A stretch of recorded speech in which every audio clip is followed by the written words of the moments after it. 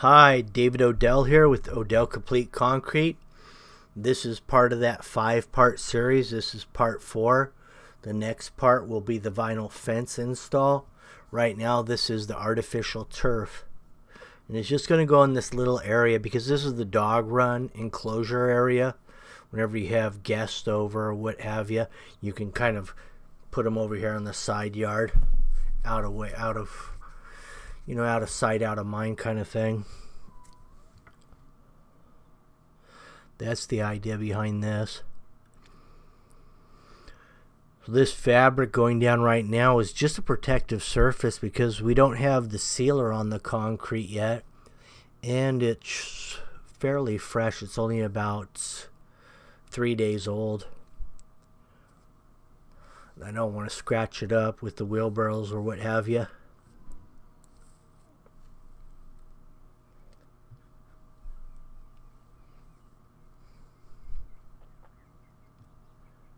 The type of artificial turf we're going to be using is a pet-friendly type turf. The Infill is pet-friendly. And what that means is instead of filling up in between all the grass blades with silica sands, this particular Infill is designed for pets and absorbs a lot of the odor from the pets, so that you don't have an area where you don't really want to walk through because of the odor. The smell can be pretty rough, especially after it sets for quite a while. It's an area you don't really want to walk through. But so if you do it correctly and you use the pet infill, and then occasionally you have to actually change that infill, probably every 1 to 2 years, vac it all out, put new infill in, and in between all of those 1 to 2 years, you should flush it down with some simple green occasionally, just to neutralize the odors.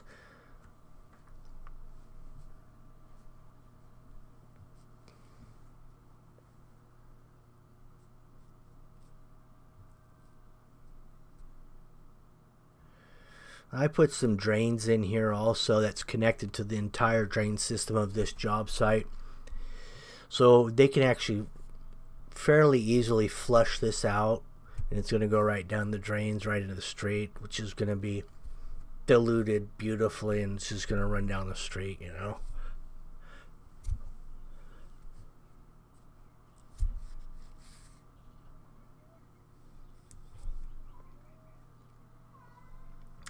This particular base right here is a fine crushed recycled concrete base. Normally it's actually kind of hard to find this particular base that's fine crushed. They've separated the fines from the larger aggregate of the crushed concrete, and this is what you get, the premium infill.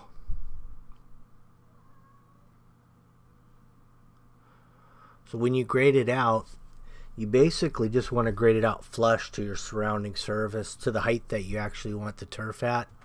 And then when you hit it with a compactor, you're going to drop about a 1/2 inch.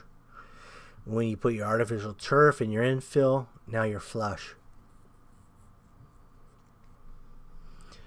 So you want to get it good and saturated, let it set, let that water penetrate the full 4 inches or however deep it might be.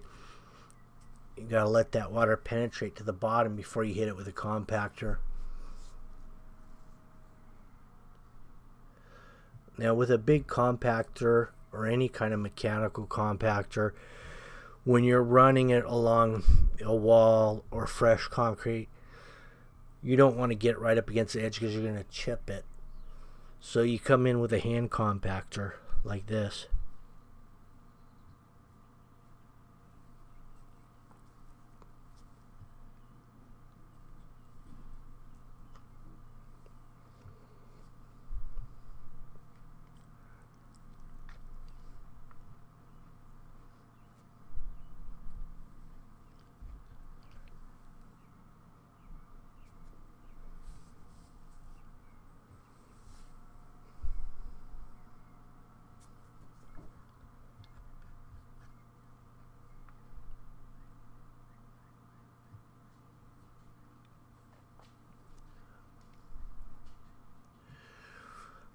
Now here's your artificial turf.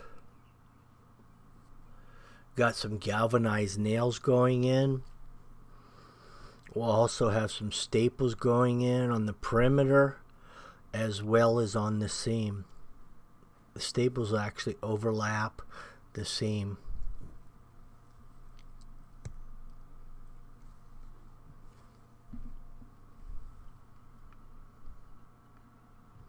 Now, as these galvanized nails start to corrode in the dirt, they start to grab even better.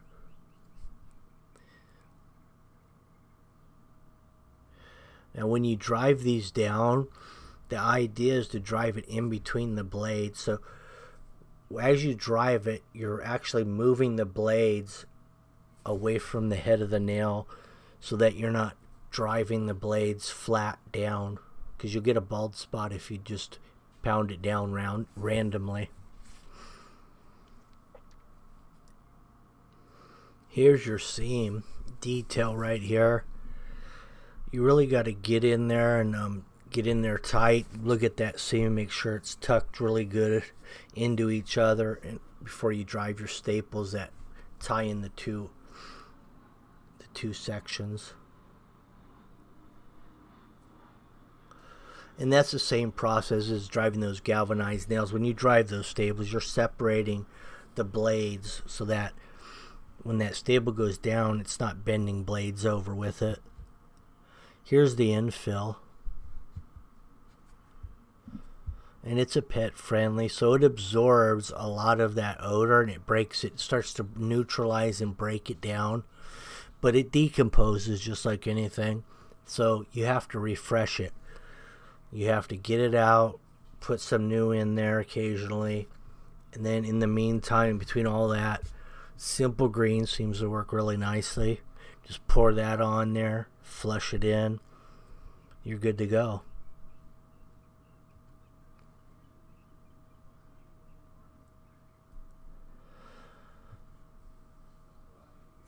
Just for this little area right here, we use 10 pounds of infill.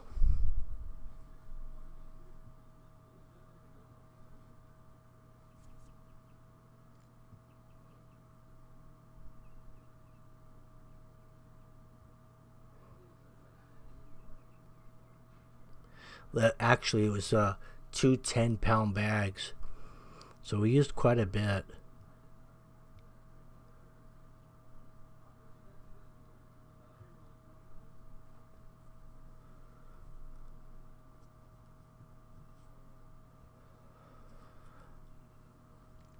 So here's one way you can do it with a broom. If you're doing this yourself and you don't have a power brush, you can actually keep working it with a stiff broom. And what it's doing is it's moving those granules, that infill, down into the bottom of the blades. And you notice if the broom is pushing it in one direction. Well, that's because the blades always tend to lay one way on this artificial, so you're always working it up. So you have to determine which way the blades lay to begin with before you start brooming it. Once you figure that out, you work the sand, infill, whatever it might be, into the blades, working it against the grain.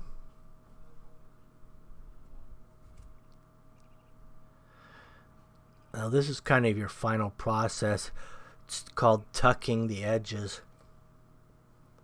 Now what he's doing is tucking the lawn around that base that we put in there, the concrete recycled base.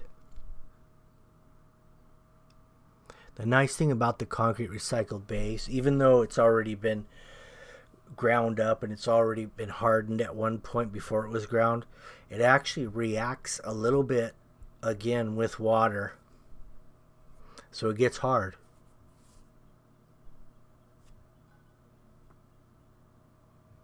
Even though it's not fresh cement, you add water to ground up concrete, it still gets hard a little bit.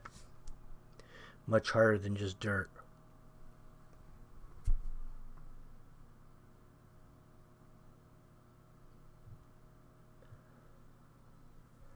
So as he tucks this lawn in behind that wet ground concrete, it's going to stay there. Anyway, thank you for watching. This is a nice do-it-yourself project. That's all your fundamentals right there. Thanks for watching. Have a good day.